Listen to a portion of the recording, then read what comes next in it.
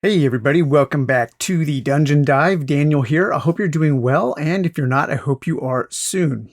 Okay, today on the Dungeon Dive, we are doing a Kickstarter preview video of a game that will hit crowdfunding in just a couple days from the time this video posts, and that is for Midhalla, a game from Fern West Games.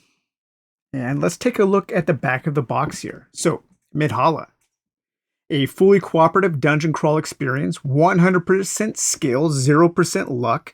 There is a little bit of luck, but not in the tactical part of the gameplay. Every decision matters in Midhalla's highly strategic combat system.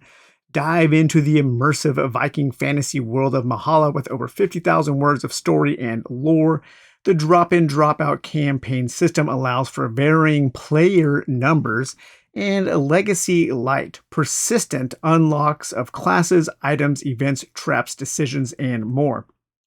And Legacy Light, that means nothing is destroyed in the game, but as you are playing through the narrative, you will unlock new things from one game to the next. So this game was provided to me. This prototype was provided to me as a preview. Of course, I never do paid for preview coverage at all. So I took no money to do this. I just thought the game sounded interesting. It's a little bit out of my wheelhouse because you guys know I love luck in games. I actually want most of my games to be something like 80 to 90% luck. I like rolling dice, drawing cards, and reacting to what the game throws at me. But I thought this game looked interesting. So it's a little bit out of my wheelhouse, but I wanted to kind of dive into it and to see how something different, how I would react to something different. And I think this game does some pretty cool things. I do really like the combat system, actually, and we'll talk a little bit about that. So I'm going to give a brief overview of the game, some of the concepts that you will experience.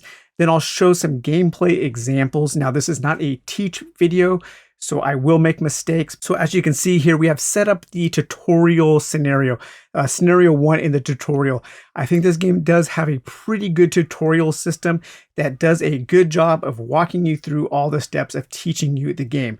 And the game has a lot of moving pieces, but I don't think it's overly complex. So in a game of Midhalla, you will be playing as Vikings. And right now in the tutorial, you are playing as 2 Vikings here. And that is a Harkon the Dringer and Inyek the Herbalist. And there are 2 other Vikings that you can play. So there are 4. So we have Tora the Herseer and Arn the Scout. And each one of these Vikings will be represented by a mini. I have not glued his arm on yet. These are prototype minis, so I think these were probably 3D printed. But we have those minis there. We have the minis for the other heroes. And then we also have some trap minis here.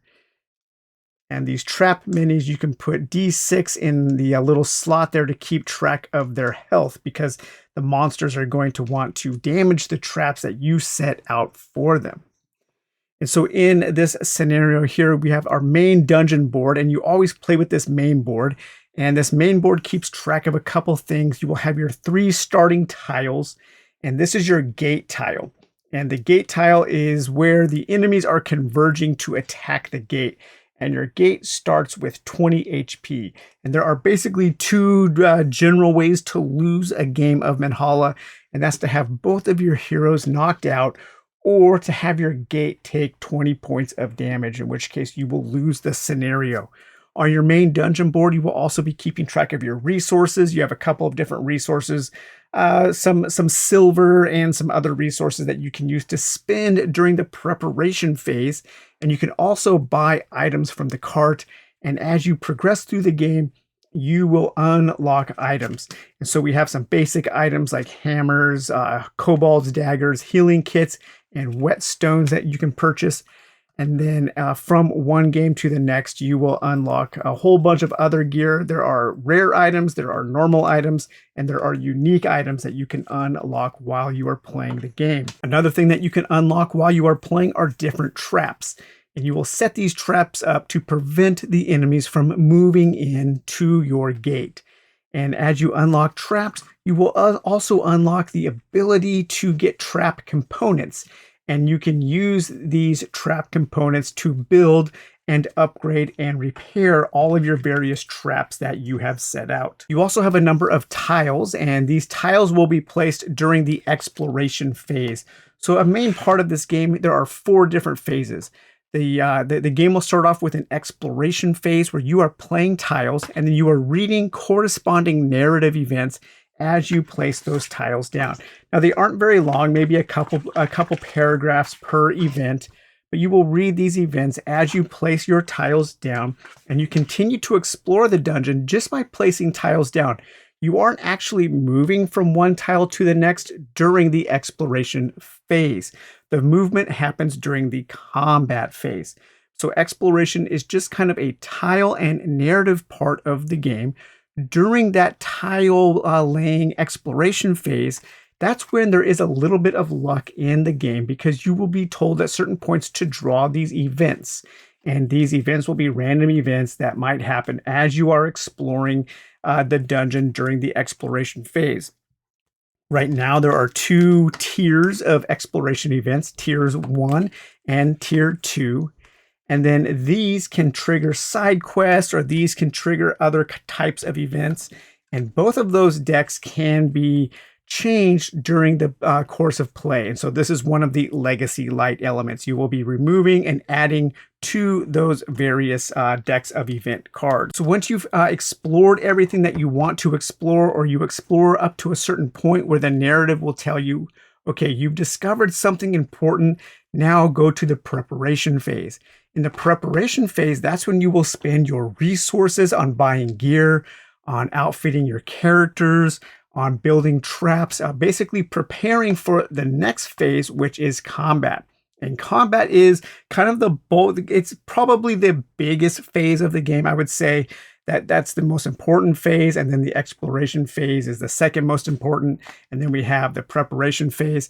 And then once you are in combat, you will be dealing with the monsters that the narrative tells you to set out. Once all of those monsters are defeated, then you go on to the rewards phase, and that's how things progress. Most of the scenarios will have about 3 phases of combat. So you will move through all of these phases, which is called a cycle, and you will usually do each one of these 3 times in a scenario. At the beginning of a scenario, when you take your character, the characters have a number of different skills, top row and a bottom row. And on a turn, you have to do one thing from the top row and then one thing from the bottom row. At the beginning of the game, you will draw a random skill to fill in for your skill number 1 on your top row. After the first combat, you will draw a couple of random skills from the level 2 skills, and then you will place that in your level 2 skill row. And then after the second round of combat, you will draw an additional level 3 skill. And the level 3 skill will tell you if that can go in the top row or the bottom row. And then you can cover up one of your skills there with a level 3 skill. So for each game, you will be progressing from levels 1 to level 2 to level 3. And you will end the scenario at level 3, and then you will rinse and repeat. It's kind of an interesting system. There is some progression from one game to the next with how your main dungeon board is upgrading, from your resources to unlocking traps to unlocking trap components and different gear. And then you can buy that gear and add that to your characters, but your characters are always going to start at a lower level from one game to the next. And at the end of that game, they will be at level 3, and then you reset. So the tutorial actually starts in the combat phase, because that is the bulk of the game. And I want to walk through some of the steps of combat so you can see how the game works. So in this particular scenario, we are fighting a rune golem, and the rune golem has 1 armor, and you will keep track of the enemy's HP along this track here, depending on how many heroes are playing. So with 2 heroes, they have 9 HP. And the rune golem, I was told to set here on tile 8A. And then over here, we have on tile 7A, we have a kobold warrior. And the kobold warrior has a special ability called evasion. And they can basically, the kobold warriors can ignore one attack completely. And the kobold warrior will start with 5 HP. And then here on tile 2A, we have a Kobold Archer. And the Kobold Archer has a ranged attack. And depending on the different enemies, will target certain things on the map. The kobolds, they want to target the heroes. So they will always get into position to attack the heroes whenever it is their turn. The Rune Golem, on the other hand, actually ignores heroes. The Rune Golem will only attack traps that are on the map or will move to the gate and attack the gate. And because there are no traps right now, the Rune Golem is going to be mainly attacking the gate in this starter scenario. So the game, one of the most complex things about the game, and I think the thing that people are going to have to wrap their heads around a little bit, is called the tile activation order. And that is telling you which tiles activate in which order. And you do it in kind of a clockwise, a little bit of a roundabout clockwise fashion. You always start with the gate. And in a combat scenario, the enemies go first. So you want to activate the enemies in your tile activation order. So you start with a gate. Are there any enemies at the gate? No. So then you move to the right. Any enemies here? No. Okay, so then you move to the right again. Any enemies here? Yes, we have the Rune Golem here. And then you take a look at what the Rune Golem does to figure out what he's going to do. So he wants to target traps. There are no traps. The next thing he will do is target the gate. Okay, well, he's not on the gate tile, so he can't attack the gate because he doesn't have a ranged attack. So that means he moves one. So this Rune Golem here will just move one tile over to be closer to the gate. So we've exhausted all of the tiles down this path. Now we move to this path. So any enemies here? Nope. Okay, any enemies on 7A? Yes. So what do we have on 7A? We have the Kobold Warrior. The Kobold Warrior has only a melee attack, so he can only attack heroes in his tile. So that means that he would actually just move one to be closer. The Kobold Archer has a range of 2. Now, corners don't matter. You just count tiles. So 1, 2. So the Kobold Archer could actually attack a hero in this tile here, but there is no hero there. So the Kobold Archer will actually move up 1 to that tile. Now we go into the trap turns. We don't have any traps on the board, so we skip that during this tutorial. And now we go to the fun part, and that is activating our heroes. So the heroes have to activate something of power first in their upper row and then last in their lower row. So row 1 and row 2. So we will, let's activate Harkon first here. These 2 powers up here, these are ultimate abilities. And right now, both of my heroes have their ultimate abilities locked. At the end of this combat, in this tutorial, you will get to unlock one of your ultimate abilities. And then that ultimate ability is something that you can do for free one time per unlock. So right now, I will activate Harkon here. And Harkon, he has the following things available to him. He can move 1. He can move 1 and block 1, which will allow him to take one of these armor tokens, and that will prevent 1 point of damage. He can attack 2 for 2 damage, or he can go for the throat, which is piercing a piece of armor and doing an attack 1 plus the amount of armor that the enemy has. Now, in this game, there are no attack rolls. There are no dice rolls for anything that has to do with the tactical decisions and outcome. You pick an action, you do it, you complete the action. What this game does is it utilizes a keyword system to add some variety to the combat. And I love keyword systems. And some of the keywords that we will see here are block, our armor. So armor will prevent some damage from going through. But of course, if you pierce the armor, then you can pierce through that amount of armor. And then you also have evasion. And so evasion, the next attack deals 0 damage and deactivates evasion. So that's a really good example. So for Harkon, for his first turn, let's advance 1. Actually, let's move 1 and block 1. So we'll add a block token to Harkon here, and we will move him 1. Now his second action here, he can do 3 different attacks. He can do an engage attack, which is 2 damage, a cleave attack, which is 2 attacks that each does 1 damage, or he can do an overpowered attack that does 3 damage. However, remember, the Kobold Warrior has an evasion token, so he will evade the first source of damage. So I would want to do 2 attacks at 1 damage each. So the first attack will flip over his evasion token, and then I will take that kobold will take that initial attack, that second attack, I should say, at 1 point of damage. So he will go down to 4 HP there. Okay, so that was Harkon. That was both of his actions. So next up, it'll be Enyek. Now she can move, sprint, throw, heal, and sacred fire. So for her first action, I think she will move 1. So she will move into this tile here, and she will do a 2 attack, an engage attack against that kobold. So that kobold has actually already exhausted his evade from Harkon's attack. So that kobold will now take 2 points of damage, bringing him down to 2 HP. So that was both of their turns.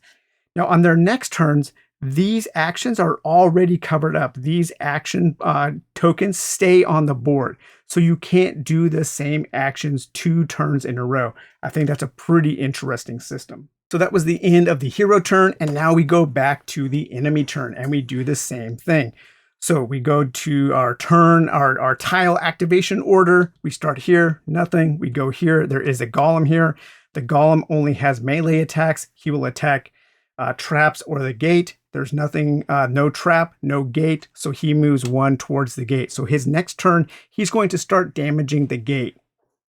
Next, we go to our Kobold Warrior here. Now, the Kobold Warrior, if you look at the Kobold Warrior sheet, the first thing he will do is reactivate his evasion. And now he targets a hero and he does 2 damage to a hero. Okay, so we will have the Kobold Warrior attack Harkon for 2 damage. Harkon blocks 1 of those points of damage. So we'll remove the shield there. And then we will take 1 point of damage for Harkon, bringing him from 6 HP down to 5. Next up, we have our Kobold Archer. Now, the Kobold Archer attacks a hero and has a range of 2 for an attack of 2. So 1, 2 can hit the Kobold Archer can hit 2 tiles away. And so we will have the Kobold Archer. Let's have him attack Harkon as well for 2 points of damage, bringing Harkon down to 3 points of damage. Okay, so now it's the hero's turn. So here we are. Let's see here. I think I will do a quick slash against the Kobold Warrior. So because that is a 2 damage attack, I will do 2 damage to the Kobold Warrior, but the Kobold Warrior still has his evade token from this turn. So the Kobold Warrior will evade that attack. So that does no damage. And for Harkon's second action on this turn, I will do an overpowered attack for 3. So I will bring the Kobold Warrior down to 0 HP, and that Kobold Warrior is now dead. And now it is Enyek's turn, and she can attack the Archer here.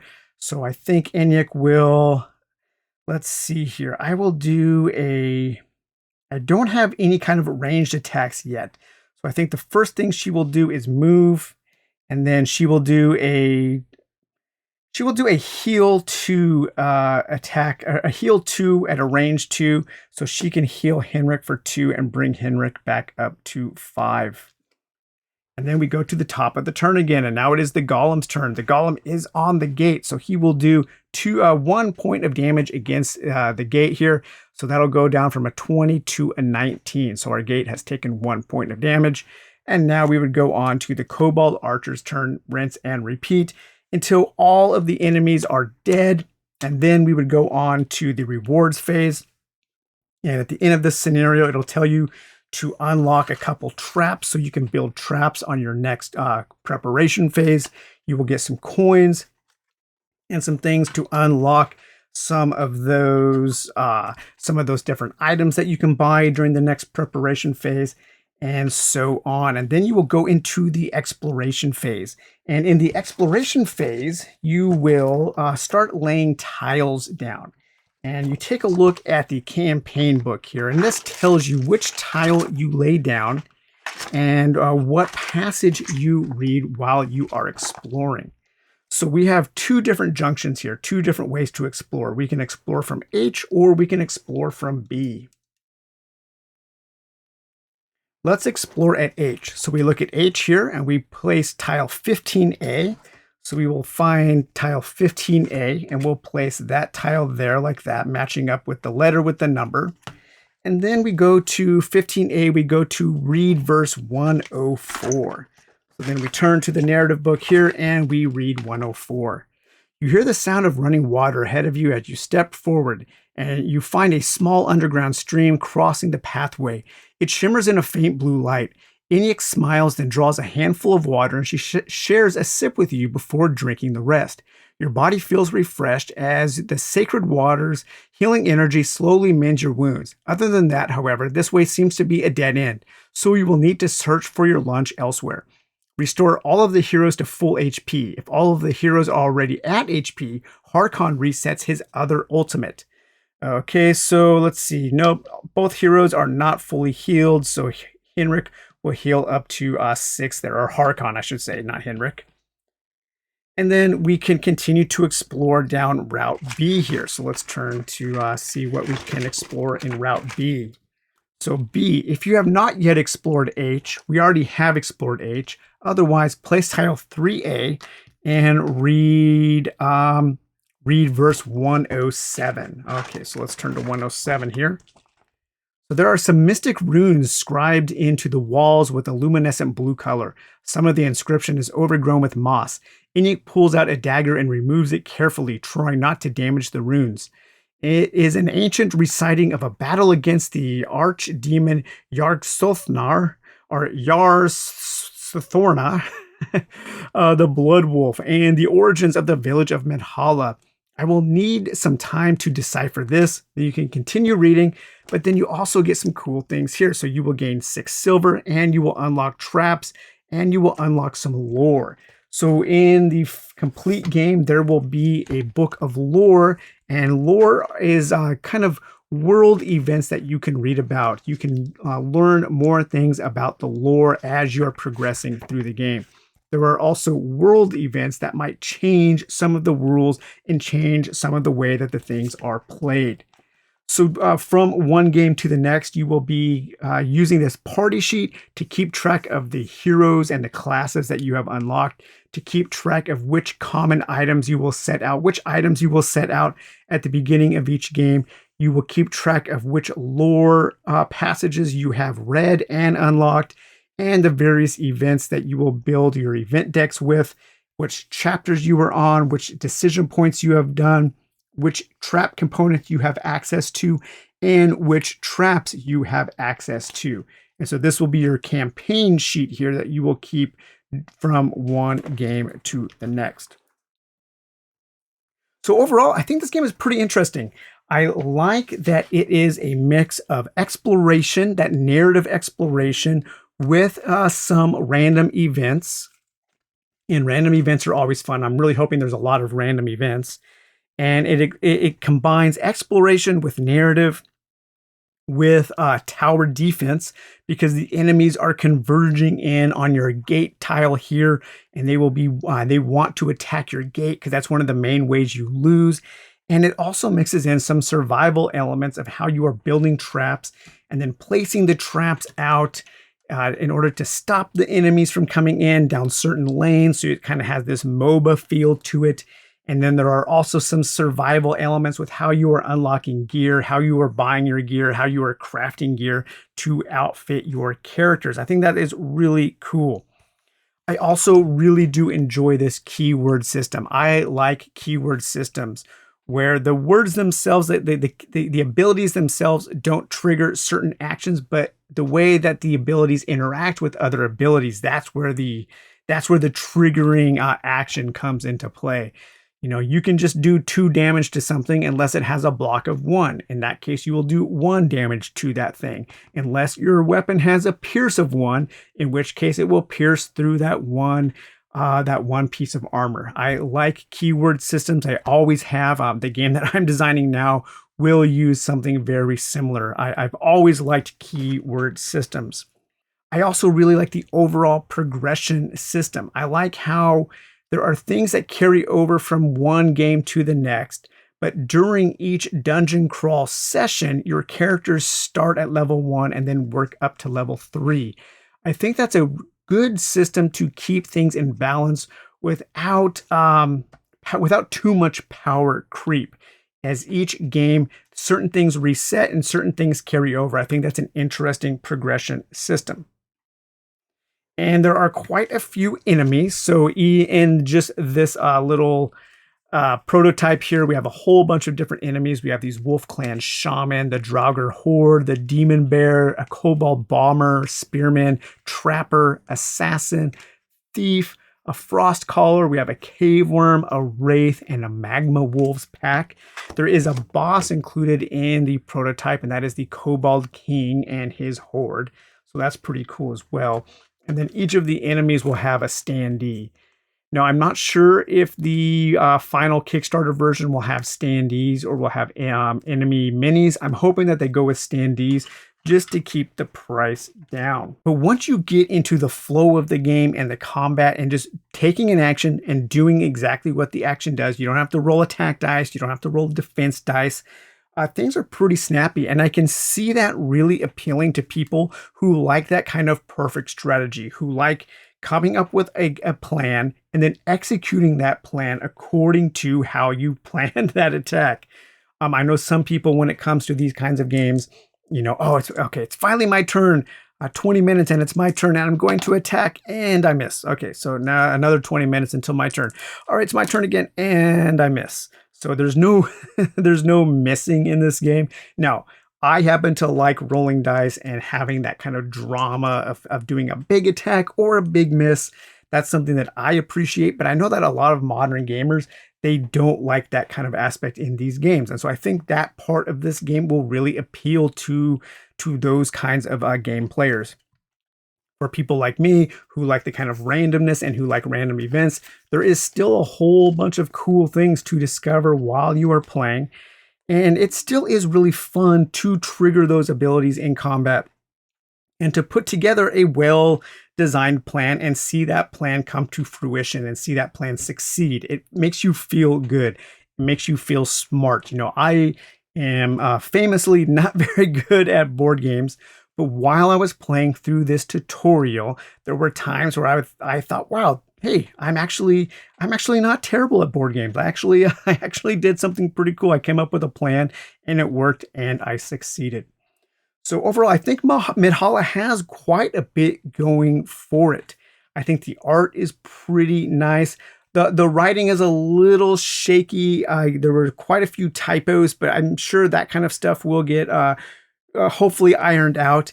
Like any game like this that needs to have a narrative book interacting with tiles, if there are typos in which tiles you lay out and which passages you read, that can throw a big monkey wrench into the progression of a game. So I'm really hoping that the designers have a really, really solid proofreader going over everything so that there doesn't need to be a lot of errata. So when people are playing their games, don't just come to a grinding halt while they are waiting to figure out what to do.